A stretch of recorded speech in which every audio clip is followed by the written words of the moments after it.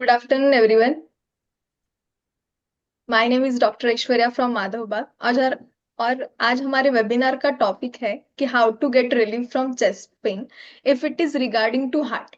और इसके लिए जानकारी देने के लिए हमारे साथ आज जुड़े हमारे माधवबाग के expert doctor doctor Parvez sir, जो कि माधवबाग में पिछले 13 सालों से प्रैक्टिस कर रहे हैं और उन्होंने 2000 से भी ज्यादा पेशेंट्स हार्ट के ट्रीट किए आज तक।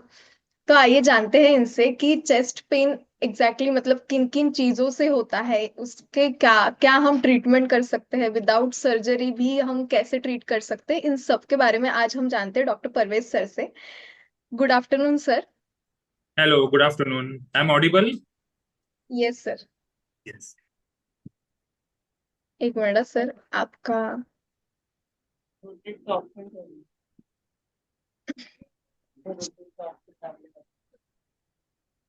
पोर्ट्रेट है। पोर्ट्रेट है ना। सर आप अनम्यूट कीजिए। Yes, perfect. ओके सर, तो हमारा सबसे पहला क्वेश्चन तो ये है कि हाउ टू डिफरेंशिएट बिटवीन अगर ये चेस्ट पेन हार्ट से रिलेटेड है या फिर कुछ एसिड रिफ्लक्स के वजह से हमें चेस्ट पेन हो रहा है। Right, right. This is a very common question actually कि जब भी सीने में दर्द होता है, जो ये दर्द हमारे हार्ट से रिलेटेड है या फिर हमारे एसिडिटी से रिलेटेड है। So this is a common question about heart. So मुझे इस क्वेश्चन का आंसर देने के पहले मुझे एक कुछ चीज इंफॉर्मेशन देनी है। वो ऐसी है कि आज के तारीख में ड्यू टू हार्ट डिसीज की वजह से इंडिया में लगभग 2.64 मिलियन डेथ हुई है। तो मतलब हार्ट डिसीज की वजह से इसका डेथ रेशो जो है वो बहुत ज्यादा हाई है। तो हमें यहाँ पे डिफरेंशिएट होना जरूरी है, क्योंकि बहुत लोग हमारे हार्ट डिसीज का जो चेस्ट पेन है इसको एसिडिटी समझते हैं और उसको ट्रीटमेंट देने के लिए लेट करते हैं। तो आज हम इसको थोड़ा सा सिंप्लीफाई करेंगे कि अगर मुझे हार्ट डिसीज की वजह से या हार्ट अटैक की वजह से चेस्ट पेन हो रहा है तो इसके सिम्टम्स क्या होते हैं। नंबर वन, तो भी हमारा हार्ट का जो लोकेशन है ये हमारे थोरेसिक केज के अंदर है, मतलब रिब्स के अंदर है। तो जब भी हार्ट को कोई भी तकलीफ होगी, सबसे पहले वो उसके बाजू आजू बाजू में जो भी ऑर्गन्स है उनको भी तकलीफ देगा। तो आपको चेस्ट पेन के साथ ब्रेथलेसनेस फीलिंग भी होगी। नंबर टू, चेस्ट पेन जो है ये रेडिएटिंग होगा। अगर ये हार्ट डिसीज से रिलेटेड है तो चेस्ट पेन लेफ्ट साइड से left shoulder, left ankle, elbow, wrist, यहाँ तक इसको ये शिफ्टिंग पेन हो सकता है। ये पेन हमारे जॉ के अंदर भी होता है या बैक में भी हमको इसका पेन हो सकता है। तो chest pain as well as breathlessness ये इसके अंदर सिम्टम होते हैं। अगर चेस्ट रिलेटेड पेन है तो हमें वोमिटिंग का फीलिंग्स भी होता है या लूज मोशन का भी फीलिंग होता है। तो ये है हमारे हार्ट डिसीज से रिलेटेड चेस्ट पेन। अगर यही पेन हमारा हाइपर एसिडिटी की वजह से है तो due to hyper acidity upper abdomen हम जिसको कहते हैं कि पेट के ऊपर का हिस्सा जो है, इसके अंदर यहाँ से इसकी शुरुआत होती है कि धीरे धीरे ये ऊपर में आता है। जो पेन है इसके अंदर सिर्फ पेन नहीं तो burning sensation is a major thing to note. इसके अंदर जलन होती है, बर्निंग सेंसेशन जो चेस्ट में होती है स्पेसिफिकली। तो ये है इसका मेजर डिफरेंशिएटिंग कि जलन होना और पेन होना, ये इसमें हमको डिफरेंशिएट होना चाहिए। अगर हमको पेन है, अगर हमको ये फील हो रहा है कि गड़बड़ है तो सबसे पहले है ईसीजी करा लो। तो सर आपने हमें तो डिफरेंस तो बता दिया कि मतलब अगर आपको हार्ट रिलेटेड इशू है तो कैसे सिम्टम्स दिखाई देते हैं, और अगर एसिड रिफ्लक्स की वजह से है तो मतलब बर्निंग सेंसेशन वगैरह ऐसे भी सिम्टम्स उसके साथ दिखाई देते हैं।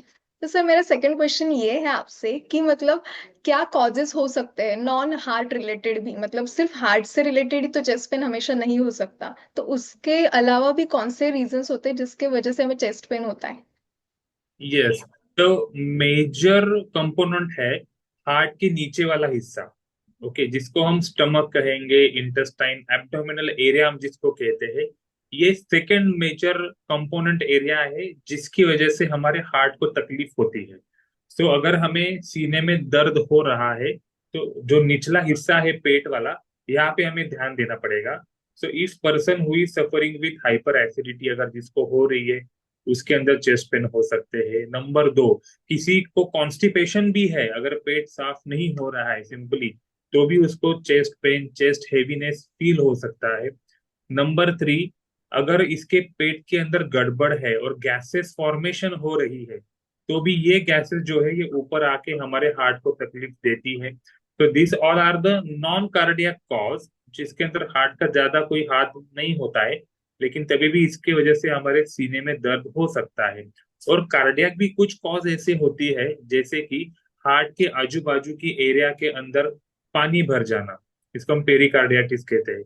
अगर ऐसे भी हो रहा है तो भी चेस्ट पेन हो सकता है।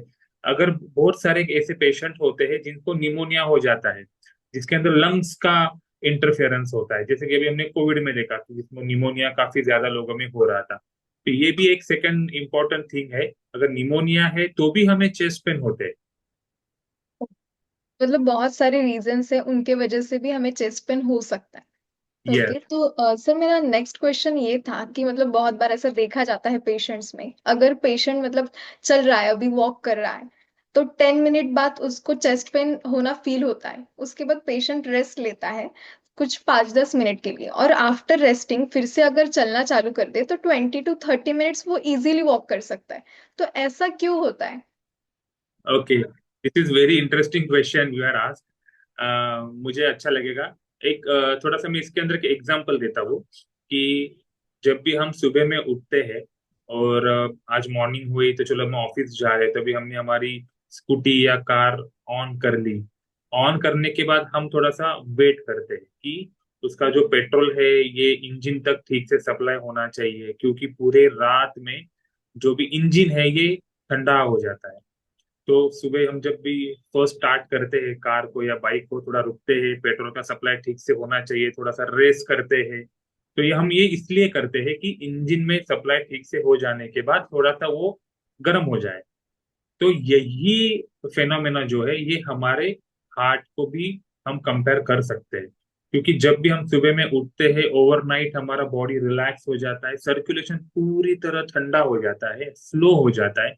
जब हम सुबह में उठते हैं, जब हम, फॉर एग्जाम्पल अभी मैं वॉक के लिए जा रहा हूँ और मैं हार्ट पेशेंट हूँ, मैंने 10 मिनट वॉक किया है, 10 मिनट के बाद मुझे ऐसे लग रहा है कि नहीं, थोड़ा सा मुझे चेस्ट डिस्कम्फर्ट हो रहा है, अभी मैं रुक जाऊं, तो मैं रुक जाता हूँ।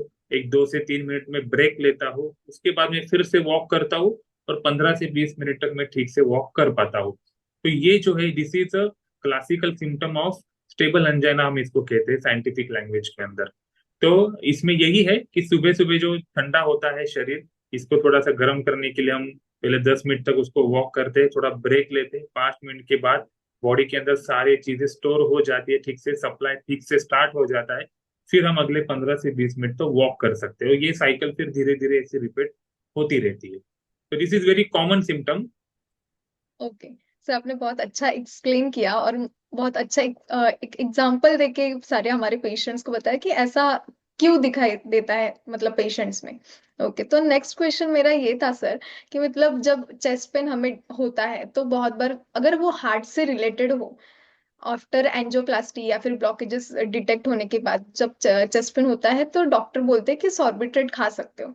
तो सॉर्बिट्रेट खाने के तुरंत कुछ मिनट्स बाद ही पेशेंट को रिलीफ मिलता है तो चेस्ट पेन कम हो जाता है। तो क्या ये सॉर्बिट्रेट हम लॉन्ग टाइम के लिए खा सकते हैं, या अगर खा भी नहीं सकते तो उसके साइड इफेक्ट भी क्या होते हैं? ओके, तो इस क्वेश्चन को थोड़ा हम सिंप्लीफाई करेंगे, सॉर्बिट्रेट का यूज कैसा है। तो देखिए, सबसे पहले सॉर्बिट्रेट जो मेडिसिन है, ये हम इमरजेंसी के अंदर यूज करते हैं। When ever person get trouble with cardiac symptoms, कि अगर इसको सीने में दर्द है, तो हम उसे सब लिंगुअली की जबान के नीचे एक टैबलेट जिसका नाम होता है सॉर्बिट्रेट, वो हम जबान के नीचे रखते हैं, जो फास्ट एक्टिंग होती है बॉडी के अंदर, और फट से हमारा जो ब्लड वेसल का साइज है इसको डायलेट कर देती है, और हमारे हार्ट का सर्कुलेशन बढ़ा के हमारे पेन को रिलीव करती है। अगर हार्ट के पेशेंट है, इस मेडिसिन को लेते हैं, ये हम इमरजेंसी में यूज करते हैं। अभी एक ऐसी भी चीज है कि इस इमरजेंसी मेडिसिन को हर दिन खाना चाहिए क्या? सो इसका आंसर नो है।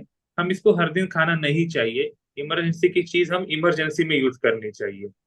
अभी इस गोली को लेने के वजह से क्या क्या तकलीफें होती है वो आपको मैं बताता हूँ।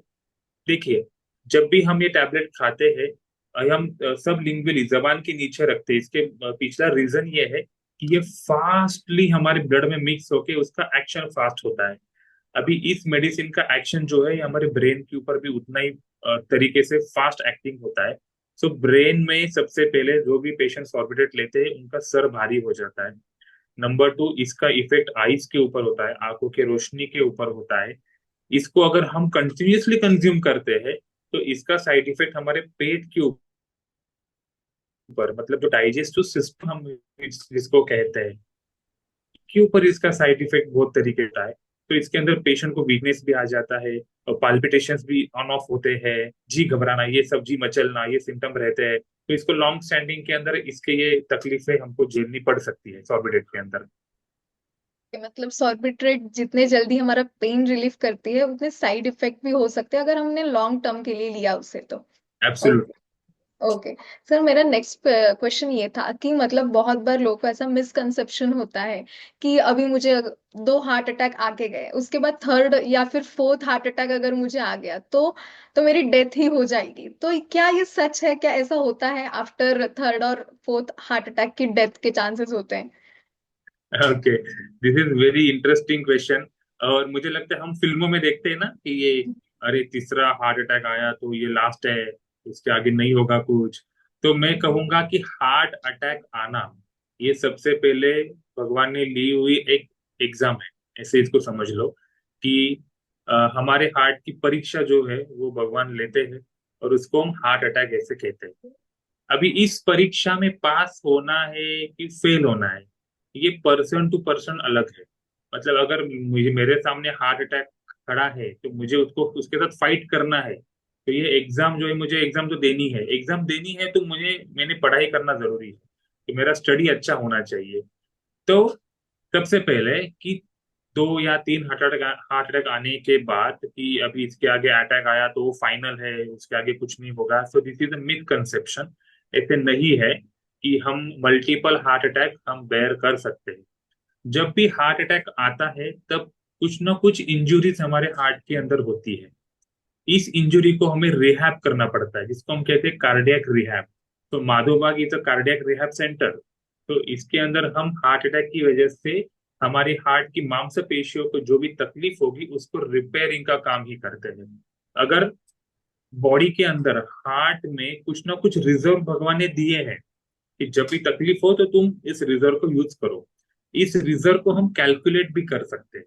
इसको हम साइंटिफिकली कहते हैं हमारा VO2 max, it's a volume of oxygen, जो हम स्ट्रेस टेस्ट करने के बाद कैलकुलेट कर सकते हैं।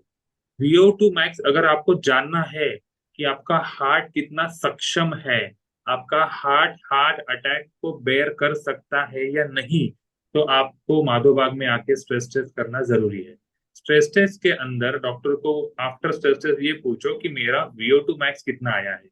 अगर आप मेल हो तो आपका VO2 मैक्स 35 kg/min पर ml इतना आना चाहिए। अगर आप फीमेल हो तो फिर आपका 30 ml/kg/min इतना VO2 मैक्स होना चाहिए। तो आपके पासिंग मार्क्स है 30 इन फीमेल, 35 इन मेल। तो आपको ये सबसे पहले ये जांच लो, आपको हार्ट अटैक पहले आया होगा, आपका प्लास्टी या कुछ डिसीज पहले रहेगी, अगर आप बीपी डायबिटीज से भी ग्रस्त हो, अगर आपको सीढ़ियां चढ़ते वक्त सांस फूलती हो, ऐसे कुछ भी सिम्टम, या पैरों पे ऊपर स्वेलिंग आई हो, तो just go and do your stress test to your nearest Madhavbaug. तो मतलब ऐसा तो कुछ नहीं है कि अगर थर्ड और फोर्थ अटैक आया मतलब आपकी डेथ हो ही सकती है, ये सिर्फ मिसकंसेप्शन है। तो आपने बहुत अच्छे से एक्सप्लेन भी किया सर हमारे सारे पेशेंट्स को। तो हमारा नेक्स्ट क्वेश्चन ये है सर कि मतलब बहुत बार ऐसा होता है कि हमें चेस्ट पेन हो रहा है तो उसके बाद अगर डकार आ जाए हमें तो उसके बाद हमें थोड़ा रिलीफ महसूस होता है, तो ऐसा क्यों होता है? अगर डकार आने के बाद चेस्ट पेन रिलीव हो रहा है तो आप समझ लो कि ये सिस्टम हार्ट से नहीं है, ये हमारे पेट से रिलेटेड है। तो हमारा जो पेट है, स्टमक है, एब्डोमेन है, ये जो हमारा भट्टी है, ओके, जहाँ पे हमारा फूड जाता है और वो डाइजेशन का प्रोसेस होता है, अगर हमारे डाइजेशन की प्रोसेस ठीक से नहीं है, गड़बड़ है, हमारे टाइमिंग गलत है, हमारा फूड जो हम खा रहे हैं वेल कुक नहीं है, या ये जैसे हम कहेंगे कि फास्ट फूड हम ज्यादा प्रेफर कर रहे हैं, तो फिर हमारा डाइजेस्टिव सिस्टम जो है वो धीरे धीरे धीरे धीरे खराब होता है, कोलैप्स हो जाता है। इसकी वजह से हमारे पेट के अंदर से गैसेस बनते हैं। तो नॉर्मली बॉडी में 2 से 3 लीटर गैसेस बनते रहती है, लेकिन गैसेस बनती है लेकिन वो बॉडी से बाहर भी निकलती रहती है। अगर इसको बाहर निकलते वक्त और कुछ तकलीफ हो जाए, अगर ये गैसेस धीरे धीरे हार्ट की ओर आ जाए, अगर हम इसे ऐसे सिचुएशन के अंदर अगर हम डकार करेंगे, बर्पिंग करेंगे, तो फिर धीरे धीरे जो भी गैसेस ऊपर आई है हम इसको बाहर निकालने को ट्राई करते हैं। सो दिस इज लाइक कि जो गैसेस बाहर निकलनी चाहिए नेचुरली, जो हम आर्टिफिशियली थोड़ा सा बर्पिंग करके उसको बाहर निकालते हैं, और ऐसा करने की वजह से फिर हमारा स्टमक के अंदर जो बना हुआ गैस है, जो एसिड रिफ्लक्स है, ये धीरे धीरे कम होता है, और chest pain indirectly slowly gradually कम हो जाता है। तो बर्पिंग का डायरेक्टली हार्ट से कनेक्शन नहीं है, ये डायरेक्ट कनेक्शन हमारे एब्डोमेन के साथ है, जो पेट के साथ है। मतलब आपको डकार वगैरह चेस्ट पेन के बाद आ रही है तो ये अच्छा है, तो उससे प्रेशर रिलीज हो जाएगा तो आपको भी रिलीफ मिलेगा। यस यस, क्योंकि अगर हार्ट की वजह से भी ये तकलीफ हो रही है, जैसे मैंने कहा शुरुआत में कि हार्ट में चेस्ट पेन हमारा हो रहा है, तो भी हमारा गैस्ट्रिक इम्बैलेंस होता है, पेशेंट को कभी वोमिटिंग लूज मोशन भी होते रहते हैं। तो जितना बर्पिंग हो सकता है उतना वो रिलीफ देगा देगा हमारे हार्ट को भी हेल्प करेगा। Okay sir. तो सर नेक्स्ट क्वेश्चन ऐसा था कि आजकल हमारी जो ये सारी मतलब शेड्यूल है, बिजी लाइफ होती है, तो उसमें सबको ही, हर किसी को स्ट्रेस होता ही है। तो इस स्ट्रेस का इस चेस्ट पेन पे कितना असर पड़ता है? मतलब स्ट्रेस के वजह से चेस्ट पेन हो सकता है क्या? ओके, अभी स्ट्रेस और चेस्ट पेन ये काफी नजदीकी रिश्तेदार बन चुके हैं, क्योंकि stress is with our brain and chest pain is with our heart. So heart और ब्रेन ये दोनों भी रिश्तेदारी है, जो एक दूसरे को हेल्प करते रहते हैं। अभी इसके अंदर आप समझ लो कि हमारी लाइफस्टाइल ऐसी है, अगर we are in corporate life for example, कि आज बहुत सारे कॉर्पोरेट लाइफ में काम करते हैं, जिनकी शिफ्ट ड्यूटी होती है, कभी फर्स्ट है, कभी सेकंड है, कभी नाइट है। कुछ ऐसे भी कॉर्पोरेट एम्प्लॉय ऐसे भी होते हैं जो यूएस के लिए काम करते हैं, जिनको दिन में सोना पड़ता है, रात में नाइट शिफ्ट करनी पड़ती है। तो आप समझ लो कि आप, जो नेचर का रूल है कि सूर्यास्त सूर्योदय ये सारी चीजें नेचर ने बनाई हुई है, इसको हम चैलेंज करके हमारा काम कर रहे हैं, हमारे रोजी रोटी के ऊपर ऐसे काम कर रहे हैं। तो नेचर हमको आज ना कल तकलीफ देने ही वाला है, कि आप मेरे अगेंस्ट काम करोगे तो आपकी बॉडी आज ना कल गिव अप करेगी। तो इसके, ये जो कॉर्पोरेट लाइफ में है ये काफी स्ट्रेसफुल लाइफ होती है, दिन में सोना रात में काम करना, तो हमारा डाइजेशन कोलैप्स होता है। इसके अंदर आज के जो कॉर्पोरेट की लाइफ है, इसके अंदर ऐसा मैं देखता हूँ, काफी पेशेंट बोलते हैं कि इनको मंथली टारगेट भी होते हैं, इनको बहुत सारी चीजें कवर करनी पड़ती है, बहुत ट्रैवल भी करना पड़ता है, और जो भी अवेलेबल हुआ वो ही खाना पड़ता है। तो इन सारे चीजों का इफेक्ट जो है वो हमारे ब्रेन के ऊपर सबसे ज्यादा होता है, जो है हमारा स्ट्रेस। तो बहुत सारे पेशेंट आज ऐसे बन रहे हैं जिनको नींद का प्रॉब्लम है, रात को नींद नहीं आती है। बहुत सारे पेशेंट ऐसे भी है जिनका ब्लड प्रेशर बढ़ रहा है। सो रातों रात बीपी बढ़ता है, और रात में ही 3 बजे 5 बजे इमरजेंसी कॉल आ जाता है, जिसको हम कहते हैं हार्ट अटैक।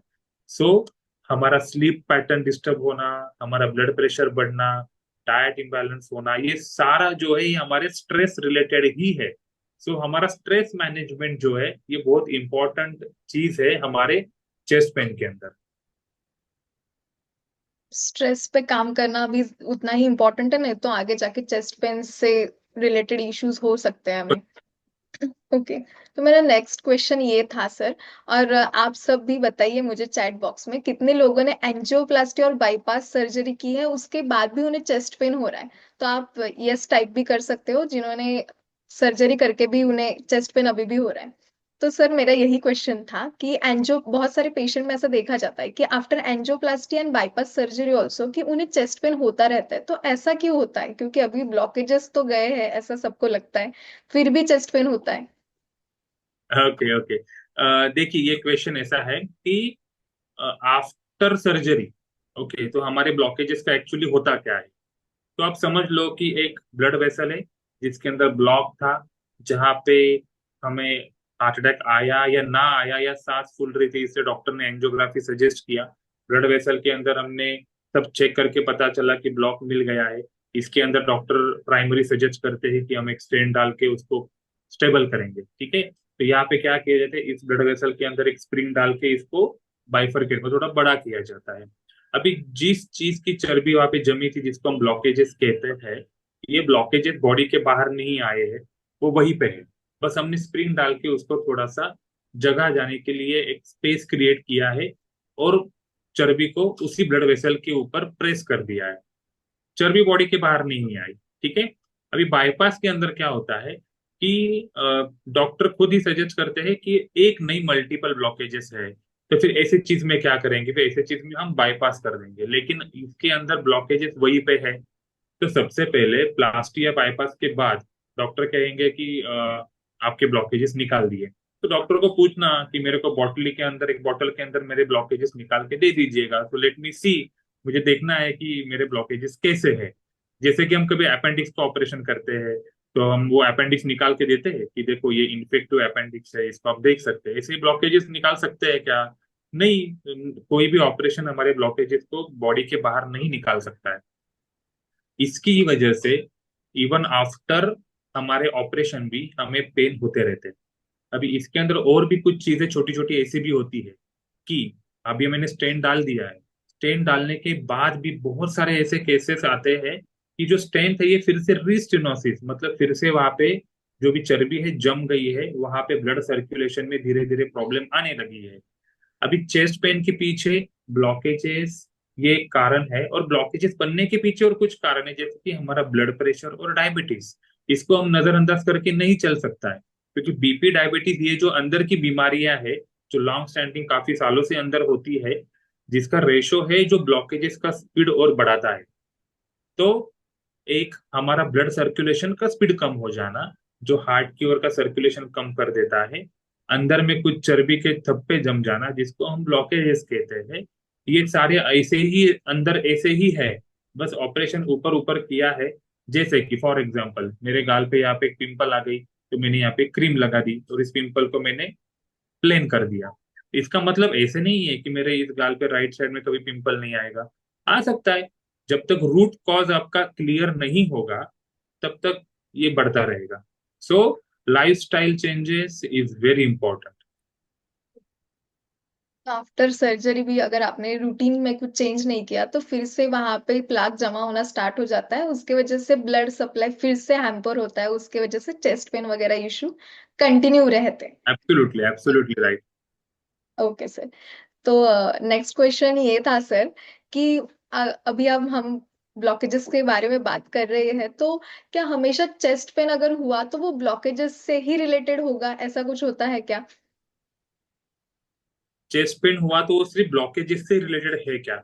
नहीं, ऐसे नहीं होता है कि जैसे मैंने शुरुआत में भी कहा कि हार्ट और एब्डोमेन ये दो इंपॉर्टेंट ऑर्गन है आजू बाजू के, और लंग्स भी है। तो इसके अंदर अगर कुछ भी प्रॉब्लम्स आते रहेंगे, तो फिर हमें चेस्ट पेन हो सकता है। जैसे लंग्स है, लंग्स में पानी भर गया, निमोनिया हो गया, पेट की शिकायत है, गैस्ट्रिक इम्बैलेंस है, हाइपर एसिडिटी है, पेट सफा नहीं हो रहा है, कॉन्स्टिपेशन बन रहा है। अब किसी ऐसे भी पेशेंट है जिनको हर दिन दिन में पाँच पाँच छह छह चाय पीते हैं, ऐसे भी आप पेशेंट आपको मिलेंगे। तो इसके अंदर चेस्ट पेन ये धीरे धीरे ग्रेजुअली, जैसे हमारी इम्यूनिटी कम होती रहेगी, जैसे हमारी उम्र बढ़ती रहेगी, वैसे धीरे धीरे ये जो डिसीज है ये बढ़ता रहता है। तो ये it's not with only blockages, ये बहुत सारे मल्टीपल कॉजेस है जिसकी वजह से चेस्ट पेन हो सकता है। ओके, मतलब अगर चेस्ट पेन है तो इतना मतलब टेंशन लेने की जरूरत नहीं है कि ये हार्ट से रिलेटेड ही होगा या फिर मुझे ब्लॉकेजेस हो गए इसलिए मुझे चेस्ट पेन हो रहा है, तो और भी कई कारण हो सकते हैं इसके। मेनी मेनी रीजंस हो सकते हैं। इसको हमने थोड़ा सा और डायग्नोसिस करना बहुत इंपॉर्टेंट है ऐसे केसेस के अंदर। जैसे कि बेसिकली हम अगर कहेंगे शुरुआत में सबसे पहले ईसीजी करना, जो वेरी इजीली अवेलेबल, कोई भी नियरेस्ट माधोबाग के सेंटर में आपको मिल जाएगा कि आप एक सिंपल ईसीजी कर सकते हो। इसके एडवांस में जाके हम स्ट्रेस टेस्ट भी कर सकते हैं, तो माधोबाग के अंदर स्ट्रेस टेस्ट अवेलेबल है, वो भी आप कर सकते हो। और आपको एडवांस चाहिए हम 2D को कर सकते हैं। इसके अंदर और भी एडवांस टेस्ट भी आजकल आए हैं जिसको हम city coronary angiography with contrast कहते हैं, जिसके अंदर हम प्लाक मतलब ब्लॉकेजेस का वॉल्यूम का स्टडी करते हैं। सो ये काफी टेक्नोलॉजी का यूज करके हम हमारा जो पेन है ये गैस्ट्रिक है या हार्ट के रिलेटेड है ये डायग्नोसिस कर सकते हैं। मतलब अगर चेस्ट पेन हो रहा है तो पहले डायग्नोसिस प्रॉपर कीजिए कि किस रीजन के वजह से हो रहा है, उसके बाद टेंशन लेना स्टार्ट कर दीजिए, पहले से टेंशन मत लो। ओके। तो सर मेरा ये नेक्स्ट क्वेश्चन था कि मतलब जब ब्लॉकेजेस हो जाते हैं उसके बाद जो हमें चेस्ट पेन होता है, तो ये ब्लॉकेजेस के वजह से जो चेस्ट पेन हो रहा है तो उसके लिए सिर्फ सर्जरी ही अवेलेबल है क्या, क्या विदाउट सर्जरी भी ये चेस्ट पेन हम कम कर सकते हैं? Sure sure sure. देखिए, चेस्ट पेन का डेफिनेशन है, एक साइंटिफिक डेफिनेशन बताता हूँ कि crying cardiac muscle, crying and dying cardiac muscle called as angina. Okay, मतलब क्या, हार्ट की मांसपेशियों को ठीक से ब्लड सर्कुलेशन नहीं मिलता है, तो वो चिल्लाती है, कुछ मांसपेशियां मर जाती है। इसको हम चेस्ट पेन मतलब अंजाइना कहते हैं। अभी हार्ट का थोड़ा फंक्शन समझना पड़ेगा, अगर हमको ब्लॉकेजेस के ऊपर विजय करना है, उसको विन करना है, तो हमको थोड़ा सा हार्ट का फंक्शन जानना जरूरी है। नंबर वन, कि हार्ट एक मिनट में कितना पंप करता है। तो दिस इज अ मोटर, जो एक लगा के दिया है मोटर, जिसका काम है पंप करो। तो मोटर हमारा काम करता है लगभग 1 मिनट के अंदर 5 to 7 litre amount of blood, ये पंप करने का काम हमारे हार्ट का है। अभी ये जो काम करता है हार्ट, तो उसको हमको थोड़ा सैलरी देना पड़ेगा, क्योंकि अगर काम तो कर रहा है हमारे लिए, तो उसे हम सैलरी भी देते हैं। तो हम हमारे हार्ट को सैलरी देते हैं 250 to 300 ml amount of blood. तो इतना 300 ml खून हार्ट को मिल गया तो वो खुश है, उसको सब वो हैप्पी हैप्पी, वो आपके लिए 7 लीटर अमाउंट ब्लड पंप करेगा। ओके। अगर इसके सर्कुलेशन में कुछ प्रॉब्लम हो रहे हैं, जैसे कि एक रीजन आपने बताया कि ब्लॉकेजेस है, जिसकी वजह से चेस्ट पेन हो रहा है, और इसके अंदर ऑपरेशन यही एक ऑप्शन है क्या? तो नहीं। अब ब्लॉकेजेस की वजह से चेस्ट पेन हो रहा है, इसके अंदर डायबिटीज, ब्लड प्रेशर, ये भी रूट कॉज फैक्टर होते हैं। बढ़ा हुआ कोलेस्ट्रॉल एक फैक्टर होता है, बढ़ा हुआ वजन भी एक फैक्टर होता है। इन मल्टीपल फैक्टर की वजह से भी चेस्ट पेन होता है। अगर हमने एंजियोग्राफी किया है या city coronary angiography with contrast किया, हमें पता चला कि कुछ ब्लॉकेजेस फॉर्मेशन है, तो डेफिनेटली हमें ये एक सोचना जरूरी है कि आज मुझे ब्लॉकेजेस मिले। फॉर एग्जाम्पल, आज मैंने एंजियोग्राफी किया, मुझे ब्लॉकेजेस में मिले, मुझे 80% ब्लॉक है। राइट। अभी 80% ब्लॉक बनने के लिए कितना टाइम स्पेंड हुआ है? हमारे बॉडी ने पिछले 5 साल लिए हैं जो 80% तक पहुंचने के लिए। ये हम नहीं सोचते, हमें तो सामने दिखता है कि 80% है, मतलब 20% ही चालू है। तो नहीं, ऐसे नहीं होता है। ब्लड फ्लो होता रहता है। 80% जो है ये पिछले 5 साल से धीरे धीरे धीरे 80 तक पहुंच गया है। उसके ऊपर काम नहीं करेंगे तो वो धीरे धीरे और बढ़ता जाएगा, और हमें थोड़ा सा कॉम्प्लिकेशन क्रिएट करता है। ट्रीटमेंट के अंदर सबसे पहले रूट में जाना पड़ेगा। वो रूट है, वो है हमारा ब्लड सर्कुलेशन। जैसे मैंने कहा कि हार्ट को 300 ml ब्लड एमएल खून मिल गया, तो वो पंप करेगा, उसको कोई नहीं रुका सकता। तो सबसे पहले हमको करना है हार्ट का ब्लड सर्कुलेशन बढ़ाना है। सो इसके अंदर हम 4 चीजें इस्तेमाल करने वाले, जो भी मैं कहने जा रहा हूँ ये बहुत इंपॉर्टेंट है। अगर आपने प्लास्टी बाईपास कुछ किया है, या आपको ब्लॉकेजेस हो रहे हैं, या आपको सांस फूल रही है, या आपके ईसीजी स्ट्रेस टेस्ट में कुछ चेंजेस आ रहे हैं, तो जो अभी मैं अगली चीजें बता रहा हूँ ये आप माइंड में रखो। नंबर वन, सबसे पहले हमको करना है हमारा पंचकर्मा, जिसके अंदर हम हमारे हार्ट की ब्लड सर्कुलेशन बढ़ाने का काम करने वाले हैं। तो नंबर वन रहेगा, हमारा टारगेट कितना है? 300 ml हार्ट को मिलना चाहिए। तो ये हम सबसे पहले इसमें से करने वाले हैं। नंबर दो रहेगा, वो है हमारा डाइट, हमारा खान पान। अभी फॉर एग्जांपल, एक पेशेंट को 80-90% ब्लॉकेज बन गए, तो ब्लॉकेजेस किसने दिए? कौन से भगवान ने हमें गिफ्ट दे दिया, ये ले ले, तेरे को 90% ब्लॉकेजेस, तेरे को 80% ब्लॉकेज, तेरे को नहीं, तू अच्छा है, हाँ 75 ले ले। ऐसे नहीं होता है। जो हम खाएंगे वही हमारे बॉडी में रहेगा, और उसमें से ही हमारे ब्लॉकेजेस बनेंगे। तो हमारा खान पान बहुत जरूरी है। तो डाइट को हम चेंज करते हैं। माधोबाग के अंदर आपको डाइट बॉक्स मिलेगा, जिसके अंदर 800 kilo calorie to 1000 kilo calorie के डाइट को प्लान करके हम देने वाले हैं, जो आपके ब्लॉकेजेस को रिवर्स करने के लिए हेल्प करेगा। ये दूसरी चीज है। नंबर तीन जो है, कुछ मेडिसिन हमको लगेंगे, क्योंकि अभी हार्ट की मांसपेशियों की ताकत हमें बढ़ानी है, ये ध्यान में रखो। नंबर चार जो है, वो है हमारा स्ट्रेस मैनेजमेंट। जैसे मैडम ने इसके पिछला एक क्वेश्चन पूछा था, स्ट्रेस रिलेटेड था, वो बहुत जरूरी है स्ट्रेस मैनेजमेंट। और एक लास्ट वाली चीज है, वो हर एक पेशेंट ने करनी ही चाहिए। अगर आपको हेल्दी रहना है तो आपको हर दिन सुबह में खाली पेट 30 minute morning walk, empty stomach morning walk is a very good medicine for BP, diabetes, heart disease, blockages, सबके लिए। तो ये ध्यान में रखो, ये चीजें फिट है, फिट कर दो और इसको आप ठीक से फॉलो करो, आप ऐसे ही हेल्दी रहोगे। सर आपने मतलब हमें बहुत अच्छा ऑप्शन बताया कि विदाउट सर्जरी भी चेस्ट पेन या फिर ब्लॉकेजेस हम कम कर सकते हैं या फिर रिवर्स कर सकते हैं, उसके लिए हमेशा सर्जरी यही ऑप्शन है, ऐसा कुछ नहीं है। ओके, तो क्योंकि आयुर्वेदा के ट्रीटमेंट से हम ये सब कर सकते हैं। तो ये सर सब आपने जैसे आपने अभी जो हमें बताया कि पंचकर्मा वगैरह इसमें इंक्लूड होता है, तो पंचकर्मा में ऐसी कौन सी प्रोसीजर्स होती है और इनका कैसे इफेक्ट होता है हमारे ब्लॉकेजेस कम करने के लिए और चेस्ट पेन पे भी? डेफिनेटली डेफिनेटली देखिए, अभी पंचकर्मा के अंदर माधव बाग की कॉपीराइटेड ट्रीटमेंट है। डॉक्टर रोहित शाह ने जो है, इन्होंने काफी अच्छे तरीके से, और रिसर्च डिपार्टमेंट है जिन्होंने काम किया है इसके ऊपर। इन्होंने सबसे पहले यही किया है कि बॉडी, जो हार्ट है, इसका अगर हम सर्कुलेशन बढ़ाएंगे, मतलब हम कहेंगे कि इनकमिंग एक बलून है, बलून के अंदर अगर मैंने हवा भर दी और बलून को मैंने छोड़ दिया तो हवा उतने ही प्रेशर से बाहर निकलेगी। यही एक फेनोमेना है। तो हमारा सबसे पहले काम रहेगा कि हम अपने हार्ट की ओर का ब्लड सर्कुलेशन बढ़ाएंगे, जो हम पंचकर्मा की प्रोसीजर में सबसे पहले होता है, जिसको कहते हैं हम centripetal ओलिएशन towards heart. Medicated oil से हमको हार्ट का सर्कुलेशन बढ़ाना है। ये कोई भी आर्टिफिशियल चीज नहीं कर सकती, ये हमें पंचकर्मा ही करा के दे सकता है। सबसे पहले इसकी वजह से हमारा हार्ट का ब्लड सर्कुलेशन बढ़ेगा। अगर हमें 300 ml हमारा सैलरी मिल गया, हार्ट खुश है। नंबर दो, हम आगे चल के करेंगे थर्मल वैसो डायलेटेशन, जिसके अंदर हम बॉडी को नेक के नीचे एक मेडिकेटेड डिकॉक्शन से स्टीम देते हैं, जिसका काम रहेगा हमारे बॉडी में से सारे जो टॉक्सिन्स है जिसको डिटॉक्स करना, सिंपल लैंग्वेज में कहेंगे तो। नंबर दो रहेगा हमारे बीपी डायबिटीज भी रहेगा, इसको ये रिड्यूस कर देगा। नंबर थ्री प्रोसीजर जो है वो है हम थोरैसिक ड्रिप करते हैं, मतलब हार्ट के ऊपर जो यहाँ पे जो भी लैक्टिक एसिड है इसको हम धीरे धीरे कम करते हैं। जो हमारा चेस्ट पेन है ये धीरे धीरे कम हो जाता है, क्योंकि यहाँ पे हमारे लंग्स बाजू में है। तो लंग्स का जो भी मसल से आगे के इंटरकॉस्टल, तो उसका हम वैसो डायलेटेशन करते हैं, जिसकी वजह से हमारा ब्रीदिंग का जो प्रॉब्लम है, सांस फूलना, ये नॉर्मल हो जाता है और चेस्ट पेन भी धीरे धीरे कम हो जाता है। लास्ट प्रोसीजर हम करते हैं जिसको हम कहते हैं बस्ती चिकित्सा, पर रेक्टल ड्रग एडमिनिस्ट्रेशन, इसे हम एनिमा कहते हैं।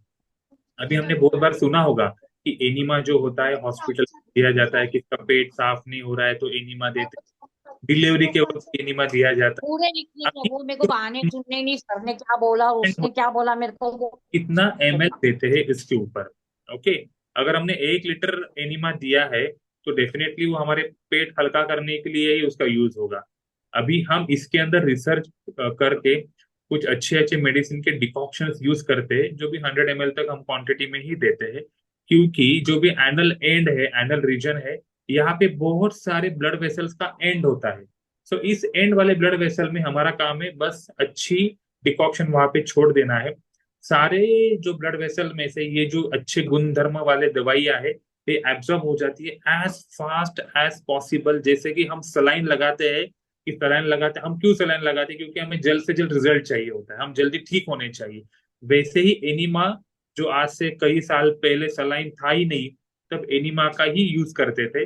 आज भी हम इसका यूज करते हैं, मेडिसिन नंबर एनल रीजन में छोड़ देते हैं, वहां से मैक्सिमम जो भी डिकॉक्शन इसमें से दवाई को एब्जॉर्प्शन होता है, ये हार्ट में जाता है और जहां जहां पर उसको जरूरत है उस दवाई को वहां पे भेजा जाता है। So this is very important therapy की एनिमा पर रेक्टल ड्रग एडमिनिस्ट्रेशन। तो पंचकर्मा के अंदर ये हम 4 प्रोसीजर स्टेप बाय स्टेप करते हैं। This will take almost one one hour ये टाइम लेता है।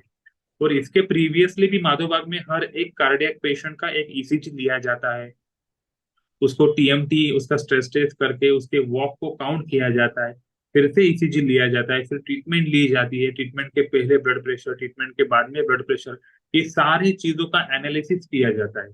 तो this is very important panchakarma thing है, जो हमारे ब्लॉकेजेस को, हमें होने वाले तकलीफ को कंट्रोल में ला देता है। सर आपने बहुत अच्छे से हमें बताया कि पंचकर्म क्या रोल मतलब प्ले करता है ये सारे ट्रीटमेंट में, और इसमें क्या क्या इंक्लूड होता है, मतलब क्या क्या वो कैसे एक्ट करते हैं हमारी बॉडी के ऊपर। नेक्स्ट आपने जो सर बोला डाइट एंड एक्सरसाइज के बारे में, तो ऐसा ऐसा कौन सा डाइट है जो कि हम घर पे भी थोड़ा बहुत मतलब ऐसी चीजें खा सकते हैं, अगर हमें चेस्ट पेन हो रहा है तो तुरंत उससे रिलीफ मिल सकता है, ऐसी कौन सी चीजें वो घर पे भी हम कर सकते हैं। ओके, मैं कुछ चीजें आपको बताता हूँ। देखिए, कुछ चीजें हमें एक्चुअली अवॉइड करनी चाहिए हमारे डाइट के अंदर, अगर हमको हेल्दी रहना है। या आप पहले माइंड में बता दो कि बाबा मुझे ये थोड़ा सा कम करना चाहिए। तो गेहूं खा रहे हैं तो आप रोटी के ऊपर शिफ्ट हो जाओ, जैसे कि ज्वारी, नाचनी, बाजरी, इसके ऊपर आप शिफ्ट हो सकते हो। अगर आप व्हाइट राइस यूज कर रहे हो तो आप ब्राउन राइस के ऊपर शिफ्ट हो सकते हो। या माधो बाग ने भी राइस क्रिएट किया जिसका नाम माधो शक्ति राइस है, आप इस राइस को यूज कर सकते हो। अगर आप पेस्ट्रीज खा रहे हो तो आप फ्रूट्स के ऊपर शिफ्ट हो जाओ, सलाड्स के ऊपर शिफ्ट हो जाओ।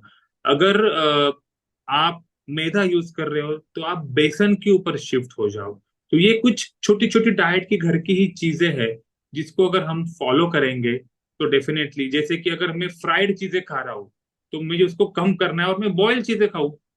मुझे खाना ही तो मैं बॉयल चीजों के ऊपर जाऊं। अगर मुझे चिप्स फ्रेंच फ्राइज खाने हैं तो उसको मुझे ऑप्शन क्या है, तो मेरे पास सीड्स है, नट्स है, इसको यूज कर सकता हूँ। तो ये कुछ डाइटरी चेंजेस अगर मैंने किए तो ऑटोमेटिकली हमारा बॉडी जो है वो हेल्दी रहेगा और हम बीमारी नहीं गिरेंगे। मतलब हम घर पे भी थोड़े बहुत डाइट चेंजेस करके, और क्वांटिटी अगर आप मतलब क्वांटिटी भी मतलब कम करनी चाहिए हमें, तो किस क्वांटिटी में भी खाना चाहिए आप ये भी बता सकते हैं। ओके, मैं आपको डाइट की क्वांटिटी के बारे में बता दूं। ये से ना शुरुआत में बहुत बढ़िया ऐसे एक किस्सा हुआ था कि हम डाइट में बताते कि बाबा रोटी खाओ, ऐसे खाओ, तो पेशेंट बस वो क्या करते, जितना पेट भरेगा उतना वो भर भर के दो चार रोटियां खाते थे। तो कि जो मुझे एक्सपेक्टेड था कि मुझे वेट लॉस चाहिए वो दिख नहीं रहा था। फिर मैंने क्या किया, मैंने उनके जो प्लेट के फोटोज है वो मंगाए कि तुम कितना खा रहे हो वो भी मुझे पता चले। तो फिर मुझे ऐसे पता चला कि इनकी रोटी की क्वांटिटी, मैंने गेहूं से रोटी पे शिफ्ट किया हो, लेकिन रोटी की क्वांटिटी इनकी चार चार रोटी खा रहे हैं। तो जो भी हम कम करने का प्लान कर रहे हैं, जो भी कार्बोहाइड्रेट हम कम कर रहे हैं, ये फिर से उतना ही जा रहा है। तो फिर मैंने क्या किया है, मैंने डाइट को थोड़ा पोर्शन में, डाइट में उसको डिफरेंशिएट किया है। अगर हमारी जो राउंड खाने की प्लेट है इसको हम चार पोर्शन में डिवाइड करना कभी भी जरूरी है। 25% पोर्शन जो होता है वो हमारे सलाड्स का होना चाहिए। 25% जो पोर्शन दूसरा है वो हमारी दाल होनी चाहिए। 25% नेक्स्ट जो पोर्शन होगा वो हमारी रोटी होनी चाहिए। और लास्ट 25% जो है वो हमारी सब्जी होनी चाहिए। अगर आपको डायबिटीज, बीपी, कुछ भी बीमारियां नहीं है तो आप दोपहर में रोटी के बदले राइस खा सकते हो। ब्राउन राइस या माधो शक्ति आटा आपको मिलेगा, राइस मिलेगा, वो आप यूज कर सकते हो। आपको अगर गेहूं को ऑप्शन चाहिए तो माधो शक्ति आटा भी अभी माधो बाग में अवेलेबल है, आप उसको भी मंगा सकते हो, उसकी भी आप रोटी बना के खा सकते हो। अगर हमारे पास ये प्रोपोर्शन डाइट है, 25 25 25 25, इसे अगर आपने सेट किया तो डेफिनेटली आपका डाइट जो है वो हेल्दी रहेगा। और जो भी हम खाने में ऑयल यूज करते हैं इसको हमें कम से कम यूज करना है। एक 1% need maximum 15 ml of oil, 15 ml oil sufficient है बॉडी को, उतने में वो सर्वाइव कर लेता है। अगर हमारे घर में 4 मेंबर है तो 15 × 4, तो हमें 60 ml oil per day use होना एक्सपेक्टेड है। तो हम एक महीने का राशन कैलकुलेट करेंगे तो हमें मिलेगा approximately 2 litre of oil per month.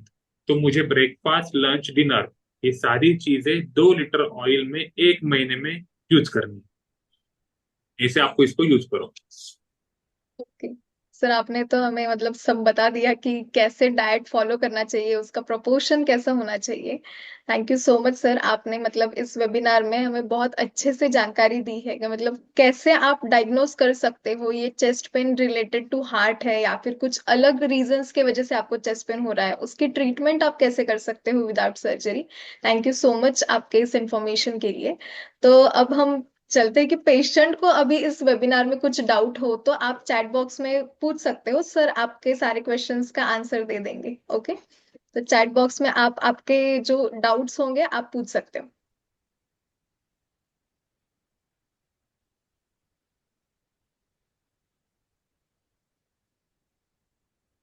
Okay, जब तक पेशेंट डाउट पूछते हैं सर।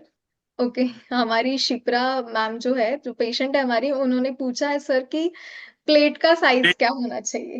Very good question.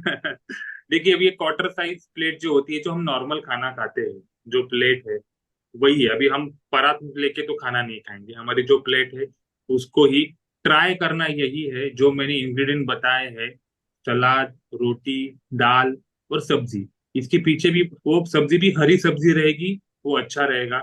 सलाद भी आपको कलरफुल यूज करना है, वो भी अच्छा रहेगा। तो इसको आप डालोगे ना तो कोई दिक्कत नहीं। अभी मैं कहूंगा कि सब्जी एक ही खानी चाहिए क्या, तो ऐसे कोई दिक्कत नहीं है, आप दो भी सब्जी बना के खा सकते हो ना। कभी भिंडी बना ली, कभी कैबेज भी बना ली, कोई दिक्कत नहीं, आप दो सब्जी बना के खा सकते हो। ओके। तो मैम आपको आपका आंसर मिल गया होगा, होप सो। किसी को। ओके, मुकेश जी ने सर क्वेश्चन पूछा है कि सीटी एंजियोग्राफी से रेज का कोई हार्म है क्या, मतलब सीटी एंजियोग्राफी में जो रेज आते हैं उनसे कुछ हार्म होता है क्या। अ, अभी मैं थोड़ा सा इसको कंपैरिजन करता हूँ, जो इन्होंने अभी क्वेश्चन पूछा है। City coronary angiography with contrast, ये एक नई टेक्नोलॉजी है। और जो हम ओल्ड स्टाइल में एंजियोग्राफी करते थे, वो एक टेक्नोलॉजी है। जैसे कि पहले मैं एंजियोग्राफी की ओर जाता हूँ। एंजियोग्राफी के अंदर हाथ से या जांग से एक पाइप डाला जाता है, जो हार्ट तक गोल घूम के आता है, जिसमें से डाई पुश की जाती है। फिर हम हार्ट का एनालिसिस करके देखते हैं कहाँ पे कुछ ब्लॉकेजेस बने हैं या नहीं है। ओके। और ये जो एनालिसिस है ये वेग होता है, नॉट एक्यूरेट। अभी इसका साइड इफेक्ट जो है, एक तो पेशेंट के यहाँ पे या जांग में भी पेन होता रहता है। सेकेंड है जो डाई हम पुश करते हैं, जिसका इफेक्ट किडनी पे बहुत ज्यादा होता है। तो ये एक एंजियोग्राफी का, जो नॉर्मल एंजियोग्राफी हॉस्पिटल में की जाती है, इसके साइड इफेक्ट बहुत ज्यादा होते हैं। अभी सिटी कोरोनरी एंजियोग्राफी के रेस के बारे में क्वेश्चन पूछा है। अभी कोविड के अंदर आपने देखा होगा कि बहुत लोगों को निमोनिया था, तो वो एमआरआई स्कैन करते थे। स्कैन करके उसका फिल्म में एनालिसिस करते थे कितना परसेंटेज इसको प्रॉब्लम है। अभी ये जो सिटी कोरोनरी एंजियोग्राफी है, ये एमआरआई की जैसे ही मशीन होती है। तो it's very easy, very simple, painless हम कह सकते हैं। इसमें कोई भी तकलीफ नहीं है। मैंने काफी पेशेंट को मैं खुद सामने से खड़े होके एमआरआई, सिटी एमआरआई किया है। सो कोई दिक्कत नहीं है, पेशेंट पेशेंट हैप्पी हैप्पी जाते हैं, एकदम इजीली ये सारी चीजें होती है। तो इट्स वेरी लेस, मतलब छोटी मोटी जैसे एक्सरे करते हैं वैसे ही आप इसको कंपेयर कर सकते हो। सर मतलब एंजियोग्राफी से बेटर होती है सीटी एंजियोग्राफी एंड कभी इट्स नॉट हार्मफुल ऑल्सो। कभी भी। ठीक है सर, तो नेक्स्ट उनका ही क्वेश्चन है सर, मुकेश जी का, कि मेरे एंजियोग्राफी हुआ था, स्टेंट भी प्लेस किया है मैंने, माधव बाग से ट्रीटमेंट लिया है। हाँ तो ओके, हाँ तो उन्होंने एंजियोग्राफी की थी तो इसलिए वो माधव बाग में भी उन्होंने ट्रीटमेंट लिया है, तो उन्होंने मतलब डॉक्टर ने शायद बोला उनको कि सीटी एंजियोग्राफी मत करवाइए, शायद कुछ ऐसा ही पूछना चाहते हैं आप। इन्होंने बोला है कि वो बोले कि रेस कहोगे, बेमतलब कहोगे। मुझे क्वेश्चन तो समझ में नहीं आया थोड़ा सा। मैं कहूंगा कि कोई दिक्कत तो नहीं आएगी इसके अंदर, आप सिटी कोरोनरी करा सकते हो, नो प्रॉब्लम एट ऑल। अगर आप स्टेंट डाला है, माधोबाग में ट्रीटमेंट भी लिया है, if you want to know कि अभी आपका स्टेटस क्या है, तो मुकेश भाई आप कर सकते हो। तो नेक्स्ट क्वेश्चन है मल्हारी जी का, कि पल्मोनरी हाइपरटेंशन का भी इलाज है क्या हमारे माधव बाग में। This is very unique case कि वाघमारे इन्होंने क्वेश्चन पूछा है कि पल्मोनरी हाइपरटेंशन। अभी पल्मोनरी हाइपरटेंशन डायग्नोसिस के लिए हमें सबसे पहले टूडी को एक जरूरी होता है। अगर इन्होंने टूडी को किया है, सो इसके अंदर ये स्पेसिफिक केसेस होते हैं जो हार्ट और लंग्स के बीच में ब्लड सर्कुलेशन होता है। जैसे कि इम्प्योर ब्लड को प्योर करने के लिए लंग्स में जाना पड़ता है, तो हार्ट में जो भी इम्प्योर ब्लड आएगा वो लंग्स में जाएगा प्यूरिफाई होने के लिए। लंग्स से फिर वो प्यूरिफाई होके कार्बन डाइऑक्साइड और ऑक्सीजन को मिक्स करके O2 वाला जो ब्लड है वो फिर से हमारे हार्ट में आके पूरे बॉडी में सप्लाई होगा, और नाकों से फिर नाक से बाहर CO2 निकल जाएगा। अभी इसके अंदर जो ट्रांसपोर्ट होता है हार्ट और लंग्स के बीच का ट्रांसपोर्ट जो है, इसके अंदर जो स्ट्रेस क्रिएट होता है, इसको हम काउंट भी करते हैं, जिसको हम कहते हैं पल्मोनरी हाइपरटेंशन। तो मैं कहूंगा कि आप अगर स्पेसिफिक केस है तो आप नियरेस्ट माधोबाग के सेंटर में आपका रिपोर्ट लेकर जाइएगा। Definitely Madhavbaug will help you out in this. अब इसका ट्रीटमेंट हो सकता है माधव बाग में, यस यस, आप विजिट कर सकते हैं। पूरा ओके, निकाल। ओके। तो किसी को और कुछ डाउट है तो आप पूछ सकते हो। ओके सर, नेक्स्ट क्वेश्चन है गौरव जी का कि मेरी माँ जी 80 वर्ष की है, उनको चेस्ट के सेंटर में पेन होता है, जब वो सोती है, जब उठकर बैठ जाती है तो वो ठीक हो जाता है या कम हो जाता है, उनका कोई ब्लॉकेज का भी इशू नहीं है, 2D इको से 45% इफिशियंसी है, मतलब उनका पंपिंग आई आई गेस 45% है, अभी लंग्स का फंक्शन अच्छा है, तो मतलब क्या करना चाहिए ऐसे केस में? ओके, अभी इसके अंदर अगर हमने ठीक से स्टडी किया तो हमें पता चलेगा कि ये लंग्स और हार्ट, दो ऑर्गन इसके अंदर थोड़े कॉम्प्रोमाइज है। अभी माता जी की उम्र जो है वो 80 ईयर है। ओके, 80 साल में अभी भी हार्ट का फंक्शन पावर जो है वो 45% तक पंपिंग दिखा रहा है। अभी इनका इशू मतलब मेन कंसर्न ऐसा है कि जब वो सोती है तो उनको चेस्ट में पेन होता है, जब उठ के बैठ जाती है वो थोड़ा सा अच्छा लगता है। तो ये डेफिनेटली लंग्स के रिलेटेड ही प्रॉब्लम है, क्योंकि लंग्स में ऐसे ही होता है, जब भी आप सो जाते हो तब आपको ब्रीदिंग के लिए प्रॉब्लम होगा, थोड़ा सा पेन भी हो सकता है, तो हम उठ के हमको बैठना पड़ता है। तो मैं कहूंगा जैसे मैं कहा कि लंग्स का इंफेक्शन अच्छा है, तो आई सजेस्ट कि एक एक्सरे भी करवा लो, और कुछ मेडिसिन माधोभाग में आपको हेल्प करेगी। जैसे कि हमारे पास एक SIT का पाउडर आता है माधोबाग में, बहुत अच्छी तरीके से काम करता है। तमोविन के लिक्विड आते हैं। अगर आप नियरेस्ट माधोबाग कहीं पे है आपके पास, तो मैं सजेस्ट करूंगा कि आप नियरेस्ट माधोबाग में जाइएगा, एक बार ये माता जी को दिखा दीजिएगा। डेफिनेटली माधोबाग आपको हेल्प करेगा इसके अंदर। Okay sir, next question Shipra ji का है कि आपने green salad like pulses, rice, chapati, इनके मतलब टाइमिंग अप्रोक्स क्या होने चाहिए, और हमें मतलब कैसे पता चलेगा कि गैप कितना होना चाहिए, प्रोपोर्शन कितना लेना चाहिए, और उनका 68 kgs वेट है तो? ओके ओके ओके, ठीक है, मैं इसके ऊपर थोड़ा सा आपको हेल्प करता हूँ। देखिए, सबसे पहले टाइमिंग के बारे में बताता हूँ कि 8, 12, 4, 8 ये हमारा क्लॉक होना चाहिए नॉर्मली। कि सुबह 8 बजे हमारा ब्रेकफास्ट होना चाहिए, दोपहर 12 बजे जैसे सूरज ऊपर आ जाएगा 12 बजे खाना होना चाहिए, इवनिंग 4 PM हम कुछ स्नैक्स ले सकते हैं। डिनर जो है, जो हमारा सूर्यास्त के वक्त होना चाहिए, जैसे कि मैं कहूँगा 7 to 8 के बीच में हमारा डिनर का प्लान होना चाहिए। सबसे पहले जो है ये टाइमिंग आप सेट करो। अगर आप हाउस वाइफ है, घर पे है, तो हमें थोड़ा धीरे धीरे थोड़ा सा डिसिप्लिन में आना पड़ेगा, क्योंकि यही हमें हमको आगे हमारी अगली जनरेशन को भी हेल्प करेगा। सो सबसे पहले टाइमिंग। ओके, दूसरा है कि हमारा क्वांटिटी कितना होना चाहिए। देखिए, अभी जैसे आपने वजन बताया कि 68 kg है, तो आपका वजन होना कितना चाहिए ये हमारे हाइट के ऊपर डिपेंड है। अगर हमारा हाइट ये 160 सेंटीमीटर है फॉर एग्जाम्पल, तो 160 सेंटीमीटर के लिए हमारा वेट जो है वो होना चाहिए 60 kg। मतलब जो भी आपका हाइट रहेगा उसके अंदर से आपको 100 माइनस करना है, जो भी रहेगा वो आपका आइडियल वेट है। ओके, अगर फॉर एग्जाम्पल कि मेरा हाइट अभी 178 सेंटीमीटर है, तो मेरा वेट होना चाहिए 78 kg। तो अभी करेक्ट मेरा वेट 78 kg, तो मैंने उसको मेंटेन किया। तो ये से आपको आपका वेट को, हाइट को चेक करो, आपके वेट को आपको मेंटेन रखना है। रहा सवाल कि quantity of salads and all, अभी सलाड्स हम नॉर्मली कब खाते हैं, हम खाना खाने के बाद साथ में खाते हैं, तो लंच एंड डिनर ये दो टाइम है। रहा सवाल ब्रेकफास्ट में, तो वहां पे हमको फ्रूट्स को प्रेफरेंस देना है। माधोबाग के अंदर बहुत अच्छा एक टी भी मिलता है, हम जिसको प्रमेय टी बोलते हैं, स्वस्थ्यम टी एक है, तो आप इस टी को भी प्रेफरेंस दे सकते हो। या आप घर के अंदर अच्छे अच्छे रेसिपी बना सकते हो, जैसे कि मूग है, मूग तो हमारे लिए अमृत का काम करता है। आप मूग की अलग अलग रेसिपी बना सकते हो, मूग को पीस के उसका डोसा बना सकते हो, इडली बना सकते हो, मूग को बॉईल करके उसका भेल बना के खा सकते हो। सो हेल्दी हेल्दी रेसिपी आपको डेफिनेटली मिलेगा। साथ में एक फ्रूट भी खाना, जैसे कि अगर फ्रूट के अंदर भी और डिटेल में जाते हैं, अगर आपको डायबिटीज है तो आपके फ्रूट के अंदर भी कुछ थोड़े से बंधन है, जैसे कि हमको क्या क्या खाना है। हमको खाना है संतरी, मौसम्बी, पेर, पपया, अनार और एप्पल। ये 6 फ्रूट जो है, और सीजन के अंदर हमको जामुन मिलेगा। तो ये 7 फ्रूट हम सीजन में खाना एक्सपेक्टेड है। ओके, अगर आपको डायबिटीज नहीं है तो आप ऑलमोस्ट सारे फ्रूट खा सकते हो। अगर आपको ब्लड प्रेशर है तो आपको जिस फ्रूट के अंदर पानी ज्यादा है, जैसे कि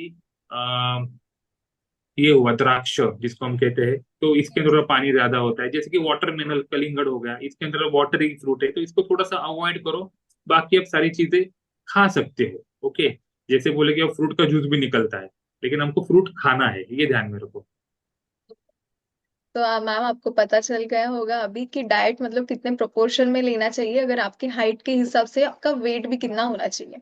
ओके, तो नेक्स्ट सर हमारा क्वेश्चन है, किशोर जी ने पूछा है कि उनकी माँ के घुटनों में काफी ज्यादा पेन होता है और बॉडी में भी बहुत पेन होता है, काफी जल्दी उनको थकान हो जाती है और वो गवर्नमेंट सेक्टर में काम करती है, उनकी एज अभी लगभग 52 है, तो इसका भी इलाज हम माधव बाग में कर सकते हैं क्या, ये वो कुछ है। ओके, गवर्नमेंट सेक्टर में काम कर रहे हैं, घुटनों का दर्द है, मैं कहूंगा डेफिनेटली माधोबाग आपको हेल्प करेगा। घुटनों में दर्द है तो स्पेसिफिकली माधोबाग के अंदर जानू बस्ती एक ट्रीटमेंट आती है जो घुटनों के ऊपर की जाती है। जो स्पेसिफिकली जब भी घुटनों में दर्द होता है तो घुटनों को वेट बेयरिंग ऑर्गन की, सॉरी, वेट बेयरिंग जॉइंट, जो भी हमारा पूरे बॉडी का वजन है, ये घुटनों के ऊपर ही आता है। यही घुटना है जो हमारे पूरे बॉडी के वजन को मैनेज करता है। तो घुटनों का ख्याल रखना बहुत जरूरी है। जो घुटना आता है इसके बीच में जो कार्टिलेज होता है वो धीरे धीरे एज रिलेटेड या वर्क रिलेटेड, या हमने ठीक से कैल्शियम कंज्यूम नहीं किया होगा, तो हमारा जो इंटरवर्टिबल डिस्क होता है या कार्टिलेज होता है, घुटनों का कार्टिलेज होता है, ये धीरे धीरे छोटा हो जाता है और फिर इसके अंदर फ्रिक्शन होने लगता है। तो फिर घुटनों में फ्रिक्शन होना चालू हुआ, फिर वहां पे आपको दर्द महसूस होगा, फिर धीरे धीरे आपको वहां पे स्वेलिंग भी आ सकती है। तो माधोबाग में घुटनों के लिए अच्छी ट्रीटमेंट होती है। डेफिनेटली आप मम्मी को वहां पे लेके जाइएगा, कोई दिक्कत नहीं। ओके। ओके ठीक है सर, नेक्स्ट क्वेश्चन ये है हमारे पेशेंट का कि sir if we take daily dinner at evening between 10 to 11 p.m. तो इससे कुछ हेल्थ इशू हो सकता है क्या। देखिए अभी मैं कहूंगा कि अगर हम मुंबई में रह रहे हैं तो मुंबई में लोग नॉर्मली 8-9 बजे ही घर पे पहुंचते हैं। तो उसके बाद वो फ्रेश होते हैं, फिर डिनर के लिए बैठते हैं, फिर खाना खाते हैं। अभी अगर, अब इनका क्वेश्चन था कि मैं रात को 10 बजे खाना खाऊंगा तो क्या तकलीफ होगी। अब ये समझ लो कि जैसे कि सूर्यास्त हो चुका है तो मेरा डाइजेस्टिव फायर ये धीरे धीरे धीरे कम होने वाला है। तो डाइजेशन में इशू आने ही वाला है, क्योंकि आपको इनडाइजेशन होगा ही होगा। अगर मैं 10 बजे खाना खा रहा हूँ तो मेरा जो खाना रहना चाहिए वो सबसे लाइट होना चाहिए, बहुत हल्का होना चाहिए। ये आप ध्यान में रख दो कि मुझे आना है तो मुझे कम से कम ही खाना पड़ेगा, तो ही मेरा डाइजेशन ठीक से रहेगा, रात को नींद ठीक से होगी। नहीं तो रात को आपको गैसेस का सामना करना ही पड़ेगा। जितना इंडाइजेशन होगा, जितने गैसेस होंगे, उतनी बीमारियां धीरे धीरे बढ़ेगी। तो ट्राई करो, अगर आप रात में लेट आ रहे हो तो खाना कम खाओ। ओके, तो मतलब रात का 10 और 11 के बीच में खाना खाना ये अच्छी बात नहीं है, तो डाइजेशन पे इफेक्ट होने ही वाला है। एक्चुअली होने ही वाला है। तो सर नेक्स्ट शलाका जी का क्वेश्चन है कि due to constipation pressure sometimes my heart muscles get pain, then I apply balm on chest muscles, it stops paining, is this okay। This is a temporary solution, कि madam ने अभी जो भी solution निकाला है ये टेम्पररी सॉल्यूशन है। लेकिन मैं कहूंगा गो इन द रूट, कि आपको जो कॉन्स्टिपेशन है उसके ऊपर काम करना जरूरी है। थोड़ा सा रिच फाइबर फूड लेना। कॉन्स्टिपेशन, अगर आपको कोई भी बीमारी नहीं है, मैं भी जो चीजें कहने जा रहा हूँ ये उसके लिए है जिसको कोई भी बीमारी नहीं है, सिर्फ कॉन्स्टिपेशन है। तो आप मिल्क विथ घी आप ले सकते हो, 1 cup of milk, ghee 1 spoon उसमें डाल के ये आप कंज्यूम किया करो। थोड़ा सा पेट आपका रिलैक्स हो जाएगा, क्योंकि एब्डोमिनल के अंदर जो इंटेस्टाइन है ये ड्राई हो जाते हैं अंदर से, फिर हमें कॉन्स्टिपेशन का सामना करना पड़ता है। तो इसको अंदर से सूदिंग स्मूथनिंग होना जरूरी है। इससे थोड़ा सा अगर हमने मिल्क विथ घी लिया तो आपको अच्छा रिजल्ट आएगा। थोड़ा सा आप पोमोग्रेनेट खाया करो, अनार खाया करो, ये आपको हेल्प करेगा थोड़ा सा। तो फिर आपका कॉन्स्टिपेशन भी रिलीज होगा और आपको बाम लगाने का टाइम ही नहीं आना चाहिए। तो मैम बाम वगैरह लगाना ये कोई ऑप्शन नहीं है, उस पे आपको प्रॉपर ट्रीटमेंट और डाइट वगैरह वैसा आपको लेना चाहिए, डाइट में चेंजेस करने चाहिए। ओके। तो नेक्स्ट क्वेश्चन तो ये था कि कैशलेस या फिर रीएम्बर्समेंट फैसिलिटी मेडिक्लेम वगैरह कुछ अवेलेबल है क्या हमारे माधव बाग में, क्योंकि हार्ट रिलेटेड ट्रीटमेंट के लिए। माधोबाग के अंदर अभी फिलहाल प्रोसेस तो चल रहा है। विया मतलब माधोबाग खुद गवर्नमेंट के साथ काम कर रहा है कि काफी ऐसे पेशेंट्स है, फॉर एग्जांपल कि ऐसे बहुत कंपनियां हैं जिनके इंश्योरेंस उनकी कंपनी खुद प्रोवाइड करती है। तो ऐसे एम्प्लॉयज का जो भी खर्चा होता है वो बिल यहाँ से लेके बिल सबमिट करते हैं अपने एचआर के पास। तो एचआर उनके सैलरी में रीएम्बर्स करता है। ऐसे कुछ काफी केसेस भी देखे हैं। जिनका रीएम्बर्स नहीं होता है फिर उनका जो भी कुछ भी खर्चा रहेगा, तो माधवबाग उनको ऑप्शन भी देता है कि आप उसको 6 मंथ 9 मंथ के अंदर उसको डिवाइड करके इजीली आप पे भी कर सकते हो। आपका ट्रीटमेंट भी चालू रहेगा, आपको फाइनेंशियल लोड भी नहीं रहेगा। ये आपका सेकेंड ऑप्शन भी आपको मिल।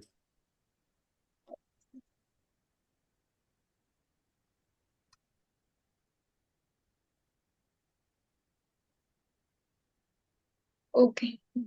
तो शिप्रा जी ने पूछा है कि लाइट मील में हम क्या ले सकते हैं। ओके, जैसे मैंने तब शुरुआत में बताया कि गेहूं नहीं, ज्वारी को प्रेफरेंस दो, पेस्ट्री नहीं, सलाड्स को प्रेफरेंस दो, जो भी फ्राइड चीजें है उसको नहीं, बॉइल्ड चीजों को प्रेफरेंस दो। तो ये जब शुरुआत में बताया था वो इसके लिए ही था कि है वो हेवी है, बाकी चीजें जो है लाइट है। सर तो नेक्स्ट क्वेश्चन गौरव जी का है, उन्होंने अपनी मम्मी जी के लिए पूछा था जो कि 80 साल की है। तो वो एग्जॉस्टेड हो जाती है walking in just 10 to 15 steps and suddenly deteriorated from 15 अगस्त। She was okay to walk 1000 steps। मतलब वो अभी चल पा रही है या नहीं, आपको क्या बोलना है गौरव जी। पहले तो वो 10 to 15 steps ही वॉक कर पाती थी, तो अभी 1000 steps अगर वॉक करती है या नहीं, मतलब आप थोड़ा सा आप इलेबोरेट करके पूछ सकते हो, आपका क्वेश्चन क्या था एग्जैक्टली exactly?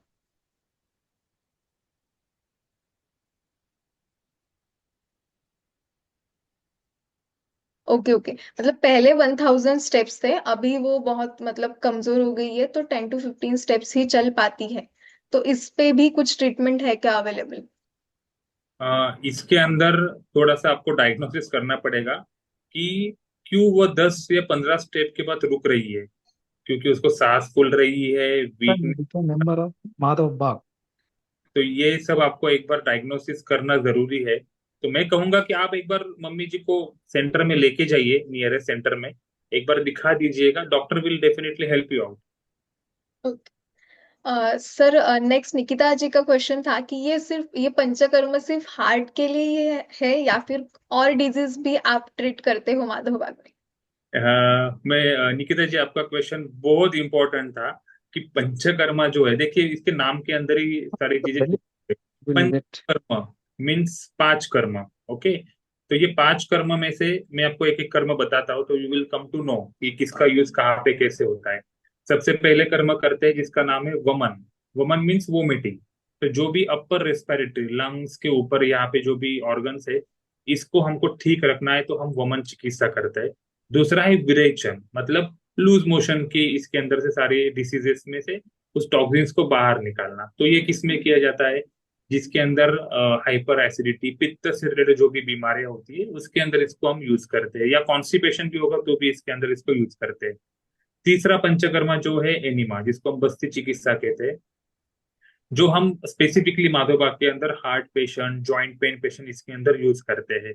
अगला पंचकर्मा है वो है नस्य, जो नेजल ड्रॉप होते हैं। नासा ही शिरसो द्वारम ऐसे कहते हैं, मतलब नाक हमारे ब्रेन का ओपनिंग है। इसलिए जब हम जब भी पानी में डूब जाते हैं तो नाक से पानी जाता है वो ब्रेन में चला जाता है। तो हमारे ब्रेन को अगर हमको इम्यूनिटी देनी है, एम्पावर करना है, तो नेजल ये ऑप्शन है। तो नेजल में ड्रॉप डालना ये भी एक पंचकर्मा का पार्ट है। और फिफ्थ पंचकर्मा जो है जिसको हम कहते हैं रक्त मोक्षण। रक्त मोक्षण मतलब ब्लड लेटिंग। मतलब इसमें क्या होता है, जो भी इम्प्योर ब्लड बॉडी में जमा होता है इसको हम निकालते हैं। अभी इसका यूज इस तरह होता है कि जिन पेशेंट को स्किन डिसीजेज है, जिसके अंदर हम रक्त मोक्षण करते हैं, या patient one who is suffering with high blood pressure, इसके अंदर भी हम रक्त मोक्षण करते हैं। इसके लिए हम कहते हैं कि रक्तदान ही श्रेष्ठ दान, इसलिए रक्तदान करते रहो। तो ये भी एक ट्रीटमेंट है। तो मैम और ऐसा क्वेश्चन ये था कि पंचकर्मा हम माधोबाग में कर सकते हैं क्या? तो ये सारे पंचकर्मा आपके डिसीज के हिसाब से डॉक्टर खुद प्लान करता है कि इनको कौन से पंचकर्मा की जरूरत है। अगर बीपी है या डायबिटीज है, अगर कुछ भी प्रॉब्लम नहीं, उसको हेल्दी रहना है या जस्ट वेट लॉस करना है, इंच लॉस करना है, ऐसे भी कैसे, तो डॉक्टर खुद बैठ के उसका एनालिसिस करके उसका पंचकर्मा, उसका डाइट, सारी चीजें प्लान करके हेल्प करते हैं। ओके। तो मैम सिर्फ हार्ट डिजीज के लिए पंचकर्मा अगर करना है तो ही आप माधव बाग में जाओ, ऐसा कुछ नहीं है। आपको अगर कोई भी लाइफस्टाइल रिलेटेड कोई भी डिजीज हो तो आप माधव बाग में जा सकते हो, वहाँ आपको प्रॉपर ट्रीटमेंट मिल सकती है। ओके। तो सर सीमा जी का क्वेश्चन था कि whether to go empty stomach in hospital, मतलब प्री अपॉइंटमेंट के लिए अगर आपको जाना है माधव बाग में तो आपको एम्प्टी स्टमक जाने की कोई जरूरत है क्या? देखिए, अभी पंचकर्मा है, डायरेक्ट अगर हमारा पंचकर्मा है तो हम नॉर्मली कैसे प्लान करते हैं कि 2 आवर्स थोड़ा सा उसको, मतलब 2 घंटे के पहले खाना खाओ या ब्रेकफास्ट करो, ऐसे ही सजेस्ट किया जाता है। अगर वो 11 बजे सेंटर पे आते हैं तो हम उसको बोलते हैं कि आप 9 बजे कुछ ना कुछ आपका ब्रेकफास्ट कर लो। तो ऐसे हम उसको बता दें। तो खाली पेट आना ऐसे कुछ नेसेसरी नहीं है, आप अपना ब्रेकफास्ट करके क्लिनिक पे आ सकते हो।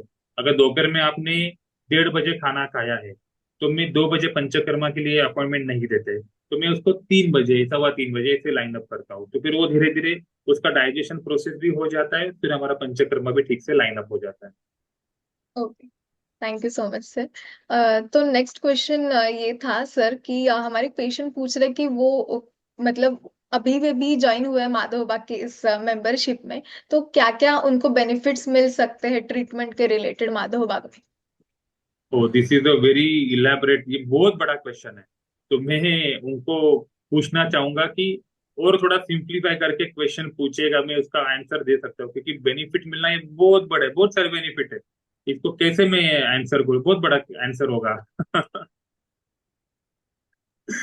नॉर्मल अगर कोई भी डिजीज फॉर एग्जांपल डायबिटीज के लिए आ गया पेशेंट, तो मतलब क्या क्या आप ट्रीटमेंट्स की प्रोसीजर्स क्या होती है या फिर क्या क्या आपको मिलता है उस ट्रीटमेंट्स में? ओके ओके, मैं आपको डायबिटीज के, अगर आपने अभी डायबिटीज और ट्रीटमेंट के बारे में थोड़ा आपने क्वेश्चन किया है, तो मैं आपको सिंप्लीफाई करता हूँ, ठीक है। अगर हमें डायबिटीज है, ओके, फॉर एग्जाम्पल, तो हम एक एग्जाम्पल लेंगे। तो अब हम 2 कप ले लेंगे, एक में पानी भर देंगे, एक में गुलाब जाम का पाक भर देंगे। ये 2 कप टेबल के ऊपर स्प्रेड कर देंगे। तो पानी फैलेगा क्या पाक फैलेगा? पानी फैलेगा। अगर मेरे पास डायबिटीज है तो मेरा जो खून है ये गुलाब जाम की पाक की तरह है, जो कैसा है, चिपचिपा है। अगर मुझे डायबिटीज है तो मेरा खून अगर चिपचिपा है, तो मेरे बॉडी के अंदर ऐसे ऑर्गन है जहां पर बालों जैसे छोटी छोटी ब्लड वेसल सप्लाई करती है। जैसे आंख है, इसके पीछे छोटी छोटी ब्लड वेसल्स है जो दिखेगी भी नहीं है। सर्कुलेशन तो होना है, आंखों से तो दिखना तो चाहिए। तो फिर यहाँ पे हार्ट का काम है खून को पंप करो, तो ये जो चिपचिपा खून है ये सारे ब्लड वेसल के अंदर चिपक जाता है। Over the period of time हमारा सर्कुलेशन प्रोसेस जो है इस ऑर्गन में का धीरे धीरे कम होता है। तो इसके लिए हम कहते हैं कि diabetes is a silent killer. तो वो धीरे धीरे खाने का काम करता है। तो फिर आपकी आंख हो गई, ब्रेन हो गया, हमारा हार्ट हुआ, हाथ के फिंगर हुए, पैर के फिंगर हुए, हमारा डाइजेशन प्रोसेस हुआ, ये सारे चीजें धीरे धीरे धीरे धीरे धीरे ये खाने का काम करता है, हमारे बीमारियां को बढ़ाता है, प्रॉब्लम्स को गड़बड़ कर देता है, और सर्कुलेशन की प्रॉब्लम स्टार्ट होते हैं। माधोबाग में अगर हम पंचकर्मा करते हैं तो पंचकर्मा का सबसे पहला काम यही है कि आपका सर्कुलेशन बढ़ाना। आपके माइक्रो, जो भी छोटी छोटी ब्लड वेसल का सर्कुलेशन है, इसको बढ़ाने का काम पंचकर्मा करता है। अगर आपको आज डायबिटीज है उसको रिवर्स भी करने वाला है, और डायबिटीज की वजह से जो साइड इफेक्ट हुए हैं उसको भी इसको कम करना है। तो हमको दोनों भी करना है। तो पंचकर्मा का फायदा सबसे ज्यादा है। मैं कहूंगा हर हफ्ते में एक बार एक पंचकर्मा जरूर करो। Okay, thank you so much sir, आपने बहुत अच्छे से एक्सप्लेन किया हमें। गौरव जी का ही नेक्स्ट क्वेश्चन है कि उनका जो कजिन है 45 ईयर्स का, उन्होंने 2D इको करवाया था तो 50% उनका पंपिंग है।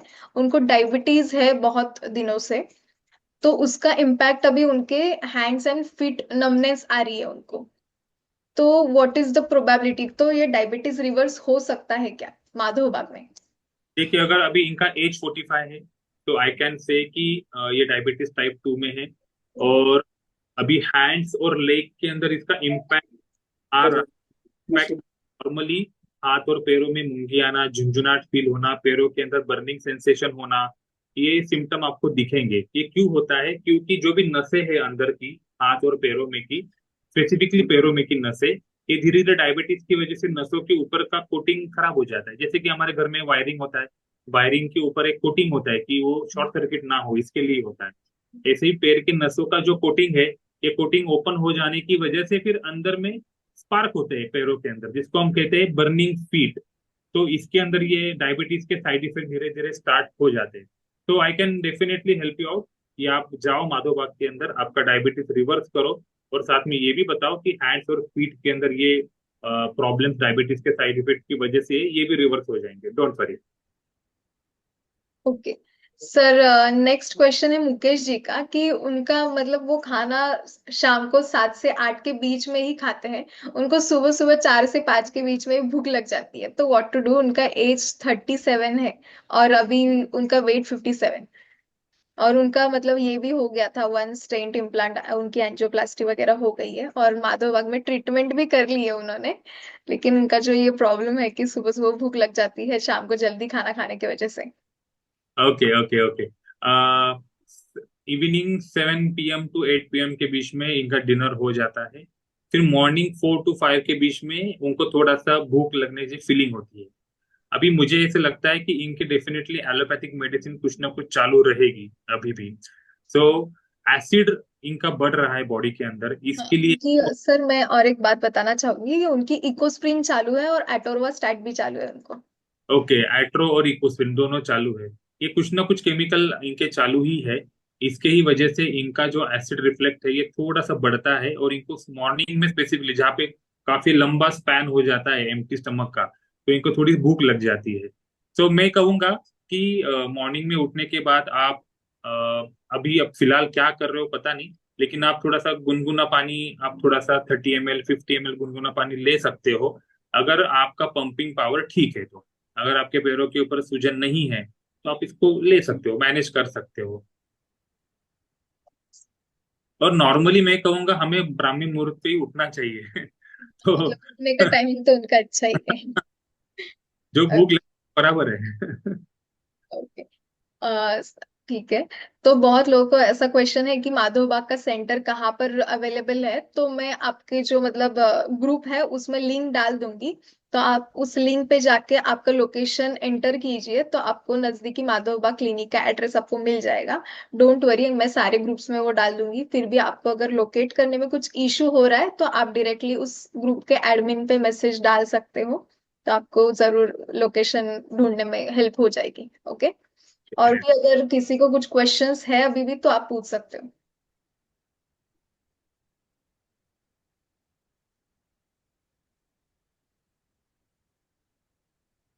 ये शायद खत्म हो गया हमारे सारे पेशेंट के डाउट्स। तो सर आपने बहुत अच्छे से हमें गाइड किया। ओके, तो फिर भी एक क्वेश्चन, अभी भी क्वेश्चन पूछ रहे पेशेंट वेट से, वेट लॉस के बारे में पाटिल जी पूछ रही है कि वेट वेट लॉस रिलेटेड आप कुछ डाइट या फिर एक्सरसाइज वगैरह ऐसा कुछ बता सकते हो, या फिर कुछ ट्रीटमेंट हो तो बता सकते हो क्या। वेट लॉस के लिए इजी कुछ चीजें आपको बताता हूँ। देखिए, अ, अगर फीमेल है तो उसके अंदर उसका एज मैटर करता है, उसके हार्मोनल इम्बैलेंस उतने ही मैटर करते हैं। मैरिड अनमैरिड ये सारी चीजें मैटर करती है। उसका पीसीओडी हो या नहीं है ये भी मैटर करता है। तो ये थोड़ा सा जांच लेना जरूरी है, सबसे इम्पोर्टेंट चीज है, एज एज अगर ये फीमेल है तो। ओके, अभी इसके अंदर सबसे चीज है कि हमारा डाइट कैसे हो, जैसे मैंने इसके पहले भी एक्सप्लेन किया, वो पोर्शन डाइट हमारा 4 पार्ट में डिवाइड होना चाहिए। उसको भी वेट लॉस में यूज करना है। मॉर्निंग वॉक कंपलसरी आपको करना है, सुबह आपको 30 मिनट्स वॉक के लिए निकलना है बाहर, ये ध्यान में रखो। अगर आपका पीसीओडी या पीसीओएस कुछ डायग्नोसिस हुआ है तो मैं कहूंगा go to nearest Madhobagh centre. वहां पे आपको पंचकर्मा की जरूरत पड़ेगी ही पड़ेगी, क्योंकि हार्मोनल इम्बैलेंस आपका वजन कम होने को नहीं देगा। पंचकर्मा ही जो है वो आपको इसमें हेल्प कर सकता है। उनका ही क्वेश्चन था सर कि ग्रीन टी अगर वेट लॉस में हम ले सकते हैं क्या। ग्रीन टी डेफिनेटली ले सकते हो, कोई भी दिक्कत नहीं है। ले, ओके। लेकिन उसके अंदर शुगर नहीं डालना, नहीं तो आप शुगर डालोगे वो कार्बोहाइड्रेट उतना ही जाएगा, तो फिर आप जो नॉर्मल चाय पी रहे हो उससे ज्यादा इसमें आपका कार्ब्स चला जाएगा तो यूज नहीं होगा। तो स्टीविया आप यूज कर सकते हो इफ यू वांट कि आपको टेस्ट भी अच्छा चाहिए। Green tea with stevia, this is very good combination. आप स्टीविया सर्च करो, आपको मिल जाएगा। सर, हिमांशु जी ने क्वेश्चन पूछा है कि how we know that how much blockages in our body, कि ब्लॉकेजेस हम कैसे डिटेक्ट कर सकते हैं हमारी बॉडी में ब्लॉकेजेस है या नहीं, हमें कैसे पता चल सकता है? ओके, दो ही टेस्ट है, सीटी कोरोनरी एंजियोग्राफी विद कॉन्ट्रास्ट और नॉर्मल एंजियोग्राफी। ये दो ही टेस्ट होती है जो हमारे हार्ट के रिलेटेड है। जो भी हार्ट में कहाँ पे कितने ब्लॉकेजेस है, इसका ये स्टडी करने की ये टेस्ट है। तो ये इसमें ही पता चलेगा आपको।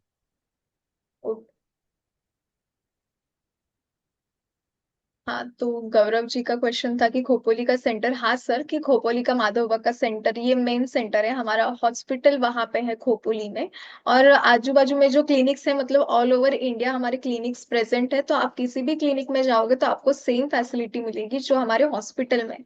सिर्फ हॉस्पिटल में आपको अगर स्टे के लिए जाना है तो hospital is more preferable than clinics.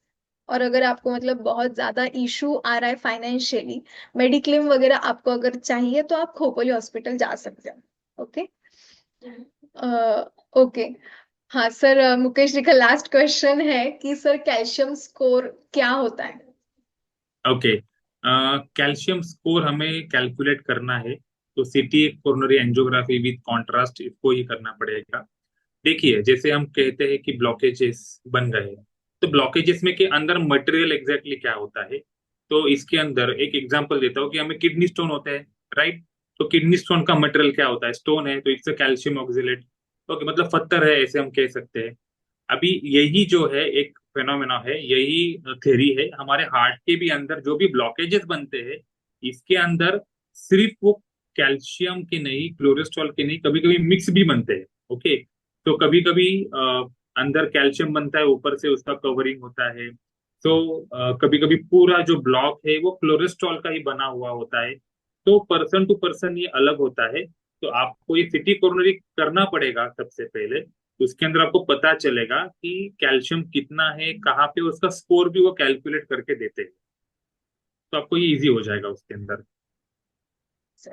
Sir, next question Rajkumar ji ने पूछा है कि उनकी एज 77 ईयर्स है और वो डायबिटिक है सिंस 1978, और उनको 3 टाइम रेस्पिरेटरी अटैक भी आ चुका है। और even I am having control, मतलब 3 बार रेस्पिरेटरी अटैक आ चुका है बीपी और शुगर कंट्रोल में होने के बाद भी। तो इसके लिए क्या करना चाहिए, आप उनको गाइड कीजिए। ओके, सर ने जो डाला है 50% उनका आई थिंक पंपिंग पावर है, और रेस्पिरेटरी अटैक आ गया है। So respiratory attack means exactly what you want to say, it's anxiety, it's palpitation, और आपके लंग्स के रिलेटेड कुछ प्रॉब्लम है। तो ये थोड़ा सा आप और ब्रीफ कर दीजिएगा। और आपको बीपी डायबिटीज है लेकिन वो कंट्रोल जोन में है। ओके, तो वो ठीक है। तो उसका रोल और रेस्पिरेटरी का रोल ये आपको डिफरेंशियल डायग्नोसिस करना पड़ेगा सबसे पहले। आपको रूट में जाना पड़ेगा कि किसकी वजह से ये क्या हो रहा है, तब जाके उसमें सॉल्यूशन आप निकाल सकते हो। ओके, तो वही उनका ही मतलब नेक्स्ट था कि उनका हार्ट इज वर्किंग 50% और लंग्स में उनके पानी हो गया है ऐसा। या तो इट्स अ प्लूरल इफ्यूजन। तो लंग्स के अंदर पानी है, इसकी वजह से डेफिनेटली आपको लंग्स के ऊपर ही फोकस करना पड़ेगा। दिस इज नाउ क्लियर कि पानी हो रहा है लंग्स के अंदर। पंपिंग पावर अच्छा है नॉर्मली। अगर ऐसे लंग्स में प्लूरल इफ्यूजन हो रहा है तो थोड़ा सा तकलीफ होती है, पंपिंग पावर धीरे धीरे कम होता है। लेकिन 50% इज गुड, आपका नंबर अच्छा है। तो मुझे लगता है कि आप जाओ नियरेस्ट माधव बाग के सेंटर में, एक बार उनको दिखा दो कि लंग्स के ऊपर क्या वर्कआउट कर सकते हैं, तो वो आपको हेल्प करेंगे।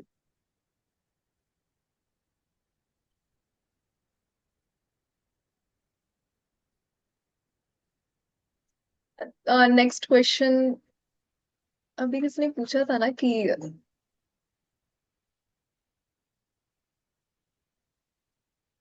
सांस लेने में तकलीफ है उनको। ओके, उन्होंने डिलीट कर दिया शायद। ओके, ठीक है, मतलब सबके क्वेश्चंस तो हो गए सर अभी। Thank you so much sir कि आपके गाइडेंस के लिए आपने बहुत अच्छा हमारे सारे पेशेंट को गाइड किया कि कैसे ट्रीटमेंट होनी चाहिए। अगर आपको कुछ भी प्रॉब्लम हो तो पंचकर्मा और आयुर्वेद कैसे हेल्प कर सकता है। पहले डायग्नोसिस करना प्रॉपर, ये ज्यादा इंपॉर्टेंट है, उसके बाद ट्रीटमेंट पार्ट आना चाहिए।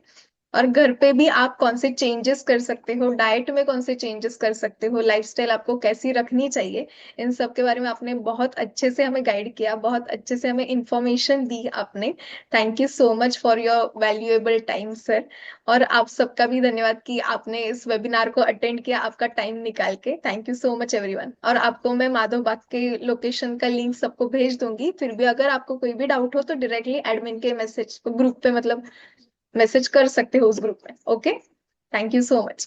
Thank you, thanks a lot, bye, thank you.